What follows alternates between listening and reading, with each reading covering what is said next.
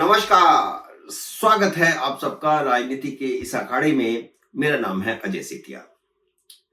मित्रों, इधर प्रधानमंत्री नरेंद्र मोदी ने तीसरी बार प्रधानमंत्री पद की शपथ ली और उधर कांग्रेस और आम आदमी पार्टी पर शनि की महादशा शुरू हो गई। दिल्ली हाई कोर्ट ने कांग्रेस और आम आदमी पार्टी के सारे चेहरों की सूरतें बिगाड़ दी हैं। जिन चेहरों की मैं बात कर रहा हूं, उन सब चेहरों को मैंने थंबनेल में लगा दिया है। अब तक तो यह होता आया था कि नेता मीडिया पर जो चाहे बकवास करके निकल जाता था, उनका कुछ नहीं बिगड़ता था। मीडिया वाले भी जिस नेता पर जो चाहे आरोप लगाकर निकल जाते थे, उनका कुछ नहीं बिगड़ता था। नरेंद्र मोदी को 12 साल तक गुजरात के दंगों का जिम्मेदार बताया जाता रहा। उन्हें मौत का सुदागर और खून का दलाल पता नहीं क्या क्या कहा गया। कांग्रेस के नेता तो छोड़िए, कांग्रेस के पत्रकार यानी कांग्रेस की जहनियत वाले पत्रकार, कम्युनिस्ट जहनियत वाले पत्रकार भी खुलेआम उन्हें हत्यारा कहते रहे। यही कारण है कि नरेंद्र मोदी को दिल्ली की मीडिया से नफरत हो गई है। उन्होंने पीएम बनते ही मीडिया की एंट्री सब जगह बंद कर दी। कुछ काली भेंटों के कारण सारे मीडिया को खमियाजा भुगतना पड़ा। इसलिए वे कभी दिल्ली की मीडिया के साथ कोई प्रेस कॉन्फ्रेंस भी नहीं करते, जबकि मोदी हर जांच और हर अदालत में बरी हुए। सोहराब मोदी के एनकाउंटर में अमित शाह को आरोपी बनाया गया। वह गुजरात के गृह मंत्री थे, तो यह एक षड्यंत्र था और उसी षड्यंत्र के तहत उन्हें गुजरात से तड़ीपार करवा दिया गया और फिर मंचों पर कहा जाता रहा, तड़ीपार नेता, तड़ीपार नेता। सोहराब मोदी के केस की सुनवाई कर रहे जस्टिस लोया की हार्ट अटैक से मौत हो गई, तो मीडिया के उसी वर्ग ने जो पहले मोदी पर, अमित शाह पर तरह तरह के आरोप लगा रहे थे, उसी मीडिया ने उनकी हत्या की कहानी गढ़ी और अमित शाह पर हत्या का आरोप लगा दिया, जबकि सुप्रीम कोर्ट ने इन सब आरोपों को जांच के काबिल भी नहीं समझा। राहुल गांधी ने नरेंद्र मोदी पर चोरी का आरोप लगाया, हर रैली में चौकीदार चोर कहा। झूठे आरोपों की राजनीति का षड्यंत्र कोई इस चुनाव में नहीं रचा गया, इससे पहले भी लगातार, बल्कि 2002 से गुजरात के दंगों से ही देश को झूठ परोसा जा रहा है। भोले भाले दलितों और आदिवासियों को इस बार चुनाव में अपने जाल में फंसाने के लिए संविधान, लोकतंत्र, आरक्षण का झूठा षड्यंत्र रचा गया। किस किस तरह की बातें कही गई, न सिर न पैर। ऐसा ही झूठ इस हफ्ते कांग्रेस की प्रवक्ता रागिनी नायक ने फैलाया। वह रोती धोती मीडिया के सामने आई और इंडिया टीवी के एडिटर रजत शर्मा पर आरोप लगाया कि उन्होंने उसे ऑनलाइन, ऑन स्क्रीन गाली दी। मीडिया के सामने आने से पहले रागिनी नायक ने एक वीडियो शेयर किया, जिसमें वह डिबेट में उनकी रजत शर्मा से बहस हो रही थी, वह दिखाया गया था। बहस में एक दूसरी महिला एंकर भी मौजूद थी रजत शर्मा के साथ। ऐसे में क्या कोई एंकर, और वह भी रजत शर्मा, जो भारत के विजुअल मीडिया का पहला एंकर है। आपकी अदालत कब शुरू हुई थी? आज 30-35 साल हो गए। क्या ऑन स्क्रीन रजत शर्मा जैसा एंकर गाली दे सकता है? एक एक्सपर्ट, जाना माना चेहरा भारत का।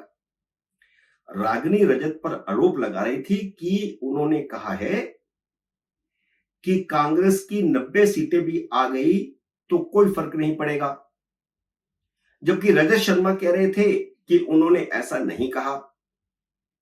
जब रागिनी उसी मुद्दे पर बहस पर अड़ी रही, तो रजत शर्मा ने अपनी सहयोगी एंकर से कहा कि आप आगे बातचीत शुरू किए, कीजिए।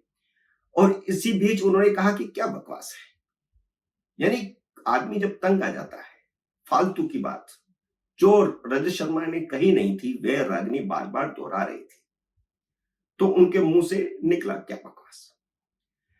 उस वीडियो के साथ न जाने क्या क्या छेड़छाड़ की गई, एडिटेड किया गया, डॉक्टर किया गया, और रागिनी शर्मा ने आरोप लगाया कि रजत शर्मा ने उन्हें मां बहन की गाली निकाली, जबकि जो वीडियो उन्होंने शेयर किया है उसमें भी गाली नहीं सुनाई दे रही, सिर्फ बै सुनाई दे रहा है, जो बकवास का बै काटा हुआ। उस वीडियो को रागिनी के अलावा जयराम रमेश और मोदी तेरी कबर खुदेगी का नारा लगाने वाले पवन खेड़ा ने भी शेयर किया, और उसके बाद तो फिर लाखों कांग्रेसी पत्रकार वर्गों ने उस हेराफेरी किए गए वीडियो को शेयर किया। रजत शर्मा ना तो नरेंद्र मोदी थे ना अमित शाह थे कि चुप करके बैठ जाते। उन्होंने दिल्ली हाई कोर्ट में मानहानि का केस दर्ज कर दिया, और केस भी ऐसा नहीं जैसे केस में राहुल गांधी को 2 साल की सजा हुई थी, या मानहानि का कोई केस ऐसे कर दिया जाता है तो उसमें ज्यादा से ज्यादा 2 साल की सजा होती है।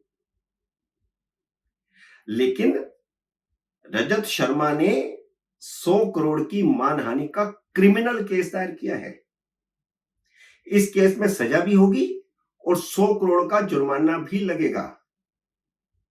जब क्रिमिनल केस होता है तो केस दायर करने वाला जितने की मानहानि का केस दर्ज करता है उसका 10% कोर्ट में जमा करवाना पड़ता है। रजत शर्मा ने 10 करोड़ रुपए कोर्ट में जमा करवा दिए हैं, क्योंकि उन्होंने 100 करोड़ रुपए की मानहानि का केस दर्ज किया है। उन्होंने अपनी मानहानि की कीमत 100 करोड़ रुपए लगाई है। कांग्रेस की ऐसी क्लास कभी नहीं लगी होगी जैसी रजत शर्मा ने लगा दी है। दिल्ली हाई कोर्ट ने बहस शुरू होने से पहले ही रागिनी नायक, जयराम रमेश और पवन खेड़ा की ऐसी तैसी करके रख दी।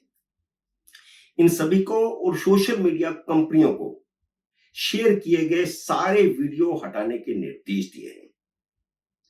शनिवार को ही हूबहू यही केजरीवाल की पत्नी सुनीता के साथ भी हो गया, यानी शनि दोनों पर चढ़ गया, कांग्रेस पर भी चढ़ गया, आम आदमी पार्टी पर भी चढ़ गया। दिल्ली हाई कोर्ट ने ही सुनीता की भी अच्छी तरह क्लास ले ली। उसने और बड़ा ब्लंडर किया था। उसने बिना कोर्ट की इजाजत लिए कोर्ट की सुनवाई की वीडियो रिकॉर्डिंग की और उसे सोशल मीडिया पर डाल दिया। हुआ यह था कि अपने प्रचार के लिए अरविंद केजरीवाल ने एक बार साजिश के तहत कोर्ट का इस्तेमाल किया, राजनीतिक इस्तेमाल किया। उन्होंने शराब घोटाले की सुनवाई के दौरान अपनी दलील खुद पेश करने की इजाजत मांगी।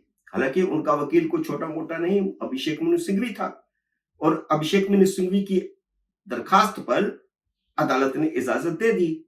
यानी इस षड्यंत्र में अभिषेक मनु सिंघवी भी शामिल थे, अरविंद केजरीवाल तो थे ही। कोर्ट ने जब यह इजाजत दे दी, 28 मार्च की बात है, तो वह मोदी के खिलाफ राजनीतिक भाषण देने लगे। कोर्ट में दलीलें दी जाती हैं, लेकिन वह राजनीतिक भाषण दे रहे हैं, नरेंद्र मोदी पर फंसाने का आरोप लगा रहे हैं। कोर्ट ने उन्हें बार बार रोका कि यह राजनीतिक मंच का के तौर पर कोर्ट का इस्तेमाल न करें, लेकिन वह बोलते चले गए, क्योंकि एक षड्यंत्र रचा हुआ था। सुनीता केजरीवाल उस भाषण को रिकॉर्ड कर रही थी, जिसे उसने बाद में सोशल मीडिया पर डाल दिया। षड्यंत्र यही था कि गिरफ्तारी के बाद भी अरविंद केजरीवाल ने मोदी पर आरोप लगाए, अदालत के अंदर आरोप लगाए, और उसका वीडियो सोशल मीडिया पर वायरल करना था। यह सीधा सीधा अदालत का राजनीतिक इस्तेमाल और अदालत की मानहानि का मामला बनता है। इस मामले में अभी सुनवाई शुरू होनी है, पहला ही दिन था।